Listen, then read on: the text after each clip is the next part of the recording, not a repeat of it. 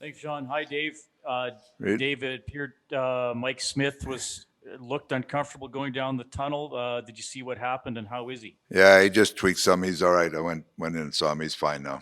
Yeah, he just scared him a little bit, and he went and got it checked out, and they checked him out, and he's fine. Okay, good. Also, I believe you mentioned yesterday you might have more information on Zach Cassian today. Do we have any? Yeah, Cass looks like it's we'll call it week to week right now. He's still getting some tests done, but he's it looks like he's going to be out for a while with a lower body injury. All right. And in terms of, Cassian, when he's on his game, is a very unique player because he's shown at times he can finish, and obviously he can be a very physical player. Yeah. Who do you look to sort of fill that void? Because you might need that if there are more games in the style of what you just had against the Canadians. Well, the right side we've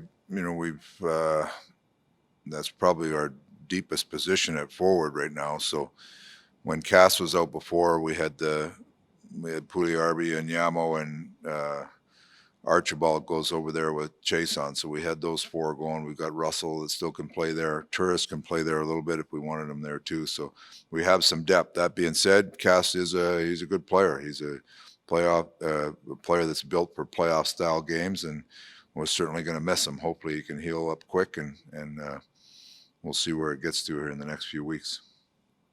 Daniel Nugent-Bowman, The Athletic. Good afternoon, Dave. Just to kind of play off that question and answer a little bit, with Kara out for the time being and Cassian out week to week, you're missing a lot of muscle and physicality and height and weight in your forward group. How do you kind of make up for that? How do you kind of work around that with those guys out? Well, everybody's got to step in and do their job. We have some people we have a lot of people that have been looking for some more minutes and to play games. So they'll get an opportunity and jump in, and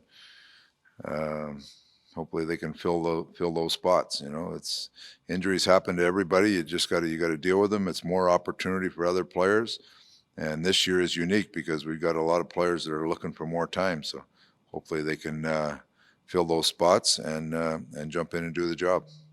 Do you think for a coach, you've been tinkering a little bit here and there, but do you think that means more tinkering with the forward lines as you head down the stretch to kind of find what you have here? You're always tinkering. There's going to be more injuries. You look at the amount of games we're going to play in the next 3 weeks here. There's going to be bumps and bruises there. So you're going to be tinkering. You're going to be depending on matchups, depending on, you're playing the same team. I mean, we go to Vancouver, we play Vancouver 4 times in a row. So it's doubtful that you're going to try to tweak some things going there and see where we're at. So there'll be lots of that between injuries and just trying to find the right mix in certain games. There'll be lots of tinkering.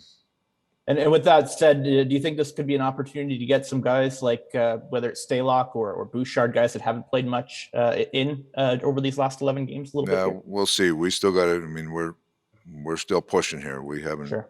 We haven't locked up a playoff spot by any stretch yet, so we've got lots of hockey to play here. Great, thank you. Reed Wilkins. Thanks for letting me have round 2, Sean. Ryan McLeod's up from the farm. He was a point a game there. We know he can skate. What's the most important thing or things he has to do to also score at the NHL level? Maybe not at the rate he did at the AHL, but I mean, you'd certainly like some points, I would assume. Well, what he's a solid player. Like he's getting points in the American League, which is good to see. But he's got some size. He's learning the other parts of the game. Like I think he's going to be a real good two-way centerman, and that's where his game. Everybody notices his points, but his two-way play has really improved. And playing strong D and just positionally in our zone, doing the right things with the puck, not swooping away from things, staying in battles.